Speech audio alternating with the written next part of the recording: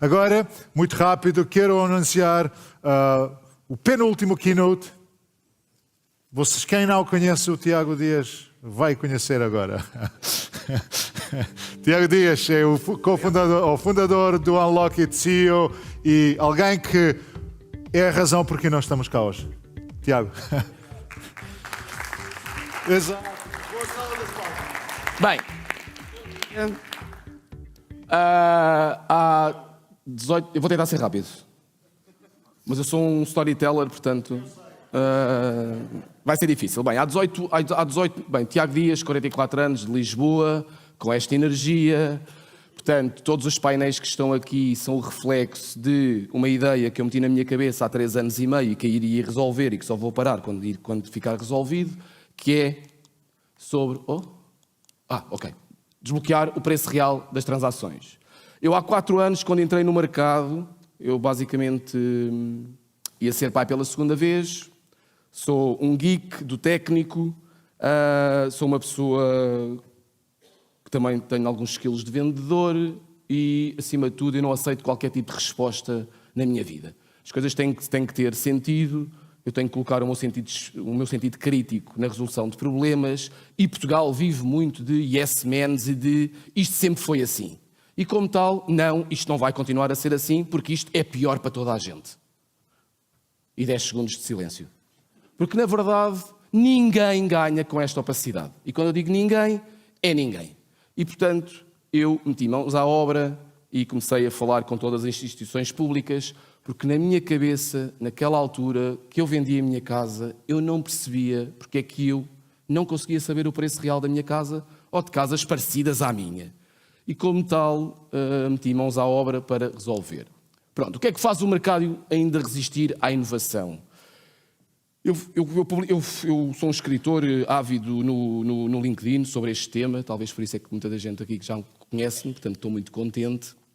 E a verdade é que muita gente tenta definir a palavra burocracia e tentar explicar, mas a verdade é que muito pouca gente a consegue explicar na verdade.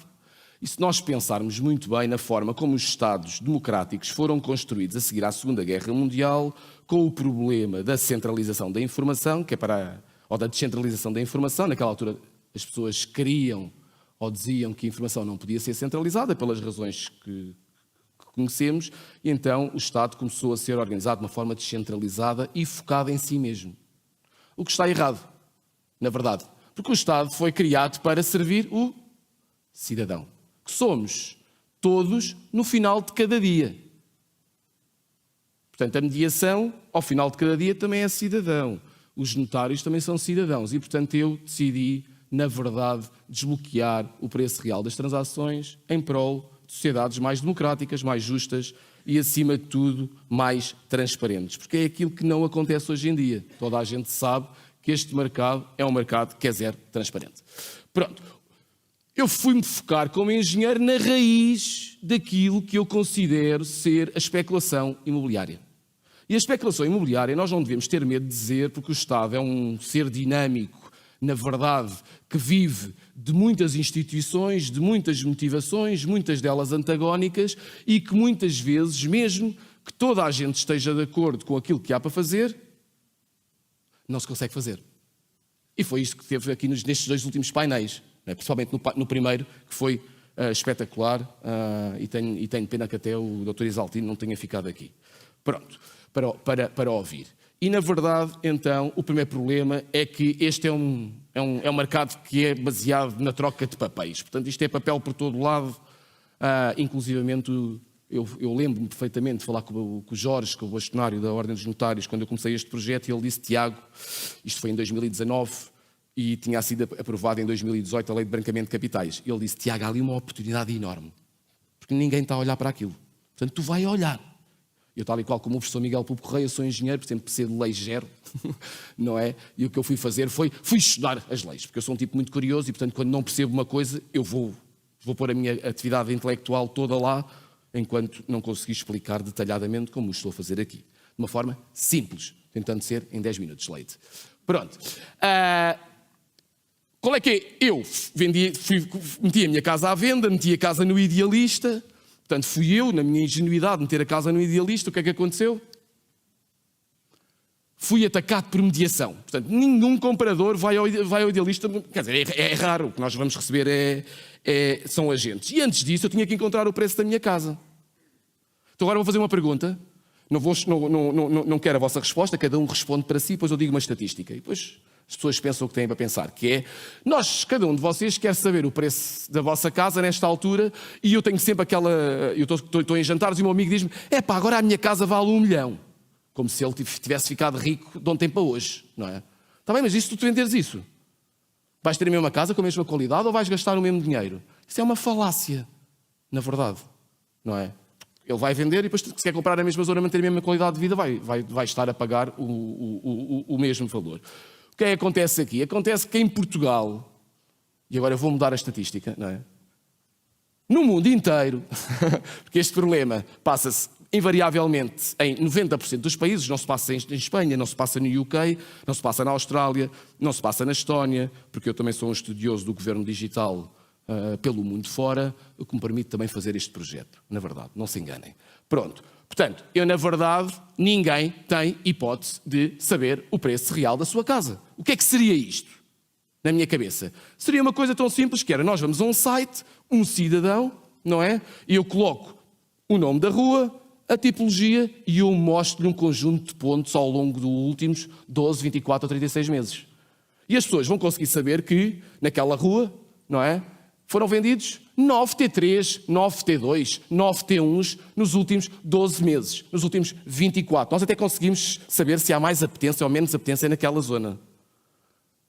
Mas é que hoje em dia, e eu faço estes silêncios para as pessoas pensarem um bocadinho, não é? Isto não é possível. Porque nós temos que ir a um Idealista, não é? Temos que ir a um OLX, temos que ir a um imóvel virtual e meter, ou ir à procura do preço pedido de casas similares à nossa, que nós nem queremos saber se tem a mesma área útil, se não tem a mesma área útil, se teve construção, se não teve construção. Não, aquilo é tudo a direito. É a direito. Isto é... Ok. Porquê? Porque todos nós também somos responsáveis pela especulação imobiliária. Sabem porquê? Porque quando vamos vender, queremos o dinheiro no nosso bolso e o maior possível. Quando vamos comprar, queremos tirar o melhor dinheiro do nosso bolso. E, portanto, estes interesses são conflituantes. E neste aspecto não há nada a fazer, porque o mercado é mesmo assim. O que tem que acontecer é a República Portuguesa, com todo o respeito, responsável pela especulação imobiliária, porque não disponibiliza ao comum dos mortais, através de 2 cliques, uma informação que é dela própria.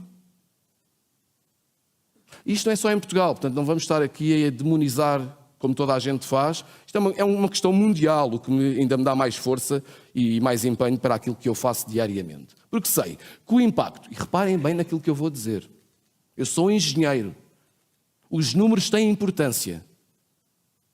Isto pouparia ao Estado milhares de milhões de euros. Isto é brincadeira. A Flor Bela deu um exemplo de como este tipo de tecnologia, não é, traria ainda mais impostos para o Estado. Isto é no-brainer, como se costuma dizer. Mas, infelizmente, é muito difícil vender isto à classe política, apesar de eu estar a conseguir fazer. Pronto. Eu não vou desistir. Acho que toda a gente já percebeu. Pronto. Processo do diligence. Vamos lá agora dar um exemplo. Portanto, eu compro a casa, chego ao agente, vou dar 2 exemplos rapidamente. Oh, Leite, desculpa lá, mas eu tenho que contar isto. E a questão é, muito simples. Vou vender a minha casa. Ó, Tiago, e dizia-me a agente, a Margarida, nunca mais esqueço. Ó, Tiago, envia-me a tua informação por e-mail. Por e-mail? Mas agora, sim, mas agora tenho que enviar a informação sensível por e-mail. Sei lá o que é que tu fazes com a minha informação.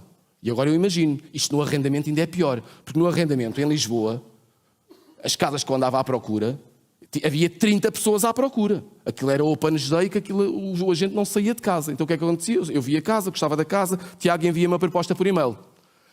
Mas isso não respeita ao regime geral de proteção de dados. Silêncio. Mais um bocadinho de silêncio. E agora a frase. Ninguém respeita o regime geral de proteção de dados neste mercado. Silêncio. O que é que a República Portuguesa faz relativamente a isto? Silêncio. Isto é grave. Porque fez-se uma lei. Está ali. Todos nós olhamos para eles. É o elefante. Quem é que quer mexer no elefante? O Tiago. É isto. Portanto, é isso que eu estou a fazer. Isto começa por aqui, porque sem respeitar a privacidade dos dados, da informação, não é? Tudo o resto deixa de fazer sentido. Porque eu posso estar aqui a vender a blockchain, mas a blockchain e o impacto da blockchain só vai ser o que eu quero se nós tivermos uma camada de agregação de dados. E vou mais longe. Se nós queremos ter o impacto da IA, como toda a gente hoje em dia fala, que é só buzzwords, não é? Nós temos que ter uma camada de agregação de dados. Porque o impacto da inteligência artificial está diretamente correlacionado com a qualidade dos dados que a inteligência artificial acede. Como os dados que nós temos são o que são, todos desagregados, isto é o Texas. Portanto, o que é o Texas? É um sítio onde não há regra. É o salve-se quem puder. Pronto. Leis muito pouco claras, o que leva a uma enorme barreira à inovação. Vamos lá novamente. República Portuguesa, que somos todos nós, não é? Portanto, eu, na minha plataforma, não vim cá vender a plataforma, vim cá vender a minha ideia, porque isto é uma missão do Tiago, que me meteu na cabeça que ia resolver isto. Porquê? Porque isto é muito grave, isto custa dinheiro a toda a gente, todos os dias, a toda a hora. E o pior é que ninguém contesta a narrativa. Também é verdade que há 4 anos ninguém falava em transparência no mercado imobiliário e felizmente que hoje em dia já há uma grande parte da gente que fala. Não é? Portanto, a narrativa está a passar, porque a missão está certa. Leis muito pouco claras. Vamos lá, então, coisas muito simples. Assinam um contrato, uma coisa tão simples como assinam um contrato de arrendamento com assinatura qualificada. A assinatura qualificada não é igual à assinatura que nós temos no nosso CC. Chego à IPAL, por acaso eu moro em Algés, portanto podia dizer isto ao Dr. Isaltino, não é? Chega lá, que é a Águas de Oeiras, acho que é assim, e a senhora diz, mas isto não é igual, eu não posso aceitar esta assinatura. Isto é só um contrato de arrendamento. Portanto, começa nestas coisas tão básicas como isto. Porque a senhora não tem a literacia tecnológica para perceber que isto não faz sentido nenhum. Não é? Outra, muito engraçada. Portanto, nós temos um Estado que vende transformação digital e transição digital como se andasse a vender meias. Não foi? A verdade. E depois temos uma estratégia de cloud da administração pública. Quem é que utiliza? Quase ninguém. Não é? Qual é que é o incentivo para utilizar? Quase ninguém. E, portanto, se nós não utilizamos a cloud da administração pública, não vai haver interoperabilidade. Por mais que a gente queira. Não vai haver. As leis o que deviam obrigar era toda a gente cumprir o regime de proteção de dados e haver multas. Porque é que isto não se passa também? É muito giro. Porquê? Quem é que audita? Não há ninguém que audite. Não se gasta um cêntimo a auditar o regime geral de proteção de dados neste país. Portanto, isto tudo, e se me permitem a expressão, porque aqui realmente o que eu acredito, isto é uma esquizofrenia. Porque promete-se uma coisa, e quando se começa a andar pelo lado contrário. Mas é que depois ninguém mais diz. Estou a terminar. Pronto, não há conexão entre os diversos softwares, isso parece-me claro, não é? Portanto, o INPIC não contacta com o IRU não contacta com a AT não contacta com o IRN não contacta com o CRM da 121, está aqui o Ricardo, mas nenhum dos CRMs da mediação também contacta entre eles, e portanto o que nós no final do dia temos são 50 bases de dados, cada uma com uma porcentagem da informação, e salve-se quem puder. E nós temos que pensar nisto, porque o problema está mais que identificado. Pronto, todos estes problemas, portanto, ninguém tem 100% da informação, temos uma burocracia incremental, temos um mercado que é completamente disfuncional, onde não há qualquer tipo de incentivo para o cumprimento, não é, de um mercado que nos beneficia todos de uma forma democrática.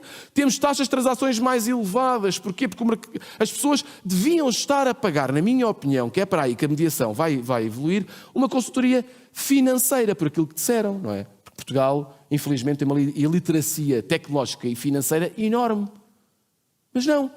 A mediação hoje em dia, o grande trabalho, e aqui eu tenho que tirar o chapéu, por exemplo, ao Ricardo, que compra muito a minha visão e a 121, que é, na verdade, tem que haver também promotores destas ideias para que o mercado seja mais democrático e para toda a gente possa prestar o melhor serviço que quer e que pensa para se diferenciar de todos os demais. Mas é que hoje em dia é muito difícil um mediador se diferenciar dos demais.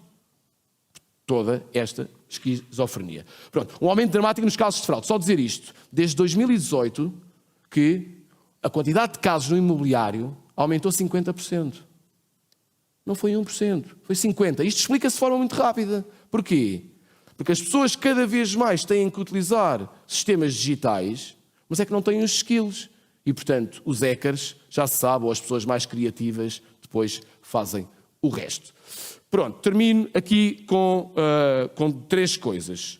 Porquê é que esta camada de agregação de dados, eu aqui digo, eu já fiz documentos para a República Portuguesa que valeriam muito dinheiro, dei-os, são ideias da equipa da Unlockit, são ideias minhas, e eu tenho a certeza que nós temos a solução. O que é que isto permite? Permite coisas muito rápidas, e vou terminar, que é, primeiro, ter a Secretaria de Estado da Habitação a tomar decisões políticas baseado em 100% da informação. Logo a primeira. Portanto, dar aos decisores políticos uma base, um lago de dados qualitativo que é para eles poderem tomar decisões com base analítica. Coisa, hoje em dia, é base em médias e desvios padrões. Todos os subsídios que se apresentam. Ponto número 2. Dar ao cidadão um site que já foi apresentado por mim à Presidente Sofia Mota e à sua equipa na Agência da Administração Administrativa no portal da Transparência. Portanto, eu já pensei nisto tudo, é só deixarem executar. Não é para bem de todos os cidadãos. E nesse site, uma pessoa pode ir lá e meter o nome da sua rua, a sua tipologia, e eu dou-lhe uma análise mínima daquela casa. Já viram o ganho que isto traria para Portugal? Já viram o ganho que isto traria para toda a gente? Porquê é que não se faz? Não é?